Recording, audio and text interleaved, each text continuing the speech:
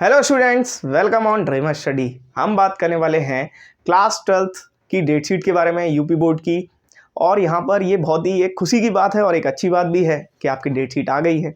और date sheet आने से फ़ायदा ये होता है कि आप लोग को एक दिशा मिल जाती है एग्ज़ाम को लेकर के कि किस तरीके से किस सब्जेक्ट को कितना समय दिया जाए और किस सब्जेक्ट में कितना गैप है, कितना रिवीजन टाइम मिलेगा, तो आप लोग उसको टैकल कर सकें। चलिए शुरू करते हैं, डेट शीट डिस्कस करते हैं।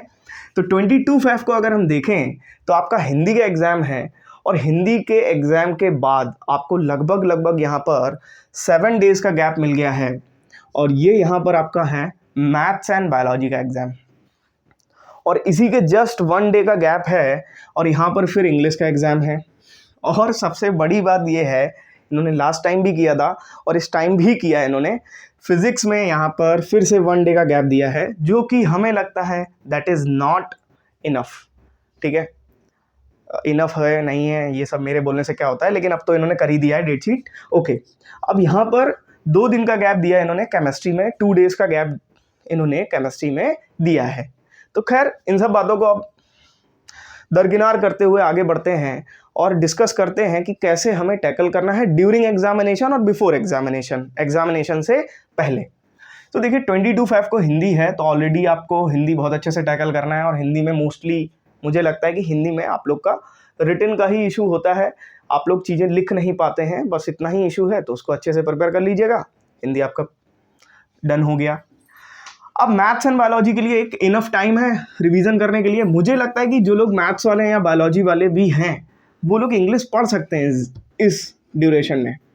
और ये कहना गलत नहीं होगा कि इसी ड्यूरेशन में अगर आप फिज़िक्स भी पढ़ेंगे 6 दिन के ड्यूरेशन में, 6 या 7 दिन का जो ड्यूरेशन है, तो आपको कोई नुकसान नहीं होने वाला। आप 3 सब्जेक्ट यहाँ पर ये जो लाइन से हैं इनको पढ़ सकते हैं। बाकी तो अभी से पढ़ना है, ऐसा कोई प्रॉब्लम नहीं है कि नहीं फिज़िक्स में 1 डे का गैप है तो नहीं एग्ज़ाम देना, 1 दिन का भी ना होता तब भी आप देते जा करके। तो यहाँ पर आप इन दोनों को साइमल्टेनियसली ले सकते हैं साथ में। बाकी ऐसा कुछ भी नहीं है, आप लोग मैथ्स ही करिए, ठीक है, मैथ्स में पूरे मार्क्स लाइए, फिर उसके बाद जो है इंग्लिश करिए, फिर फिज़िक्स करिए। और एक और तरीका है, आप लोग फिज़िक्स को पहले से अच्छा कर सकते हैं। पहले से अच्छा इन द सेंस, पहले से इतना रिवीजन करके रखें कि 1 डे बहुत हो आपके लिए, ठीक है, आप रिवाइज भी कर पाएँ, प्लस जो है चीज़ें भी लगा पाएँ, प्लस जो भी चीज़ें हैं सब कुछ कर पाएँ। ओके, तो चलिए खैर ये तो मुद्दा बचा ही नहीं है। अब यहाँ पर इंग्लिश और कंप्यूटर वाले, तो यहाँ पर इंग्लिश एक ऐसा सब्जेक्ट है जो कि आप इजीली टैकल कर पाएंगे ड्यूरिंग एग्जामिनेशन, है ना। बस ये है कि आपको यहाँ पर 100% के लिए जाना है। ऐसा नहीं है कि आप सिर्फ और सिर्फ कि हाँ ठीक है 80 आ जाएंगे 90 आ जाएंगे, ये इनफ है आपके लिए। आपको 100% मार्क्स के लिए जाना है और आपके 100% आएंगे भी, बट आपको उस तरह से प्रेजेंट करनी पड़ेगी अपनी कॉपी, जब भी आएंगे। ऐसे नहीं आ जाएंगे हवे में कि नहीं 100% तो ऐसे ही आ गए। 100% इज़ एन आइडियल सिचुएशन, है ना। आइडियल सिचुएशन के बारे में सुने हैं ना, तो वही चीज़ है। तो 100% भी आएंगे, चिंता मत करिए। अब ये आपका केमिस्ट्री है, तो केमिस्ट्री में आपका 2 डेज़ का गैप है, जिनमें हमें लगता है कि ईजी वे में आपका रिवीजन हो पाएगा।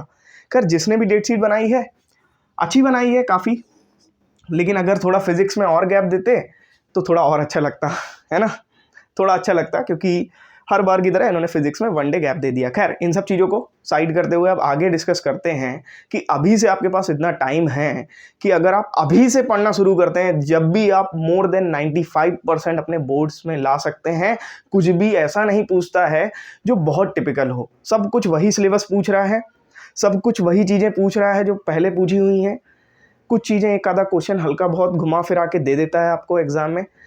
बल्कि अगर हम बात करें यहाँ पर, जैसे फिज़िक्स हो गया, या फिर अगर आपकी बात करें कोई भी और दूसरा सब्जेक्ट हो गया, तो 70 मार्क्स का अगर फिज़िक्स का एग्ज़ाम है आपका, तो उनमें से 65 मार्क्स का या 60 मार्क्स तक का आपका वही आता है जो आपका पहले आ चुका है, ठीक है।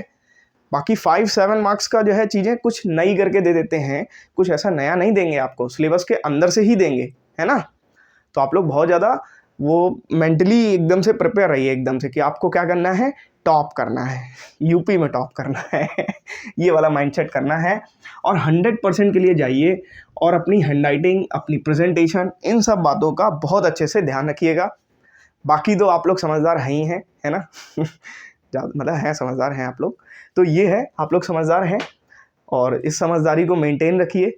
प्लस किस तरह से आपको एग्ज़ाम में टैकल करना है, उसके लिए आप लोग ज़्यादा से ज़्यादा मॉक लगाइए।